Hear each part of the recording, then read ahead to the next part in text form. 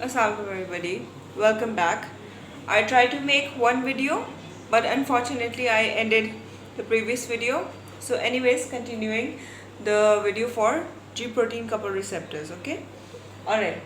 GPCRs, as the name, this is the abbreviation for the name G protein coupled receptors. If we break down the name, so it would automatically indicate that this is a receptor that is binded to something called G protein. Okay, some people even call it 7-pass or 7 transmembrane receptor. Why 7-pass? 7-pass because if you count with me, okay, so this is 1, 2, 3, 4, 5, 6, 7, right? So because of the 7 transmembrane, okay, so it's called 7-pass or 7 transmembrane receptor. The other name for this is serpentine receptor. Why serpentine? Because it looks something like snake. Okay, this is the receptor that is that contributes the largest number of receptors in our body, and it is mainly responsible for our behaviors. Okay, for example, if we are too excited or we are too gloomy, so these receptors are responsible. Maybe we are facing, some kind of vision difficulty or something, so these receptors are responsible.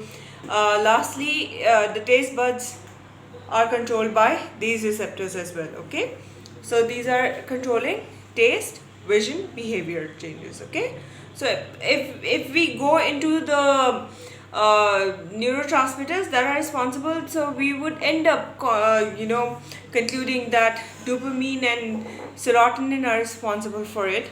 That is too much for you. I don't want to go into that detail right now. Here we want to talk about how exactly this receptor work. Okay, in my next videos, inshallah, we will be covering that as well. Okay, so what happens is this, that a ligand comes and binds here. Okay, now what happens? Changes happen and then electrical impulses are generated. Now these impulses go through 3 loops intracellular, 3 loops extracellular, and they are carried by the tubulins here. Okay, so it starts here, goes here, and all the way it goes here, and then it reaches this molecule. Okay, the reason why this receptor is called G protein coupled receptor, because of the presence of GDP. Okay, what is GDP? Okay, GDP has guanine in it. Okay, like when I say ATP, that means we have adenosine in it. Okay, over here it's G, so G represents guanine. All right. Okay, so when GDP is here, so this is inactive receptor. Okay, what is this? This is inactive. Now, how to make it activated? For example, electrical impulses happen and all that, and as a result, this GDP gains a phosphorus. Okay, and that's how this GDP is converted into GTP. Okay, that is guanine triphosphate. When it would happen, then it would actually get detached. Okay, so it got activated, it split it out from here. Okay, and then GTP is here. Now this is activated form. Okay, when this is activated form, so this alpha subunit would go to adenyl cyclase. As the name represents, ACE. ACE is an enzyme within the cell membrane. Okay, so now what's this going to do? This adenyl cyclase, okay, is going to convert ATP within the cell into cyclic AMP. What is that? Let's talk about it. Okay, now this adenyl cyclase, what is this going to do? Sorry, is going to convert ATP into CAMP. As the name represents, C is cyclic, A adenosine, M mono, P phosphate. Here were 3 phosphates. Here I have 1 phosphate. It means 2 phosphates are lost. Okay. Now, this cyclic AMP is my second messenger. Okay. Now, what this cyclic AMP is going to do? This cyclic AMP is going to activate protein kinase A. We also write it like pKa, all caps. Okay. Now, how does this pKa look like? This pKa has 4 subunits. Okay. 2 of them are the regulatory and 2 of them are the catalytic. Okay. Now, this activated form of protein kinase A, okay, it goes and it binds to the regulatory part of this pKa is going to bind to the regulatory part of the protein kinase A. Sorry. This, oh my god. This CAMP is going to bind to the regulatory part of the protein kinase A. This is protein kinase A, okay. And then what would happen? This would split up, okay. This would split up and then the catalytic subunits of the protein kinase A would enter into the nucleus. Wait. It would enter into the nucleus. Okay. What do we have in nucleus? We have chromatin network, the hereditary material, which actually controls all of the protein production and everything in our body. Okay.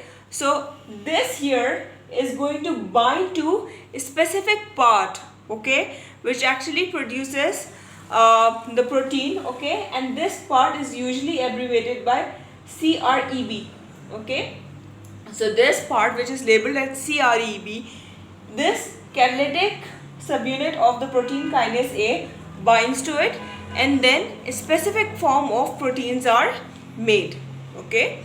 So this is called protein production, okay, because this phosphorylates this portion, and as a result specific mRNAs are produced, and then mRNAs go out and they are translated, okay.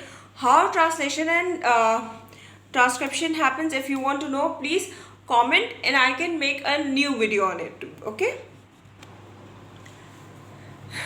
Okay, when I said behavior, okay, this is an example I want to give of the GPCRs, okay, how exactly they work. In the beginning of my video I said these receptors control the behavior, okay. So it means if I'm in a flight and fight and flight situation, okay, so what would happen? My body would need a lot of glucose. Why my body would need a lot of glucose? In order to provide my cells a lot of energy, okay. And if you know, glucose is used by cellular respiration in order to produce ATPs, okay. Anyways, so how exactly this is going to happen, we are going to talk about it, okay. For example, this epinephrine binds to GPCRs, okay. Can you guess where these GPCRs would be? Imagine, where is this stored? Glycogen. Glycogen is the animal okay, glycogen is the animal carbohydrate, okay. So they are going to be stored within the liver, okay. So these GPCRs are present in the liver cells, okay. Now these liver cells are going to bind with the epinephrine, okay, and as a result what would happen? as a result, ATP would produce CAMP. Now what would this CAMP do? It would activate protein kinase A. Now what would this protein kinase A do? It would make this happen by activating other enzymes which are responsible for it. Okay? Alright.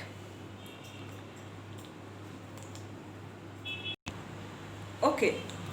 One thing we have read, okay, so far is this, that the GPCRs, okay, they regulate protein phosphorylation, okay, like in the a few minutes back we did it, okay. Now we want to understand other functions of the GPCRs. That includes, it activates phospholipase C, okay. Now what's is going to happen? Let's talk about it. It's going to activate IP3, that is inositol 1,4,5 triphosphate, okay. So this is the second messenger, okay, and then as a result, calcium ion, the amount of calcium ions, okay, would be affected, and some protein regulation, protein production would be affected as well, and that's how the physiological effect would be produced, okay. The physiological effect would be produced too, okay. Alright, or else it could, the phospholipase C, it could produce DAG, that is diacyl glycerol, and as a result it would activate protein kinase. Again protein would be produced, and that's how the physiological effect would be produced. I hope how GPCRs work is clear to you.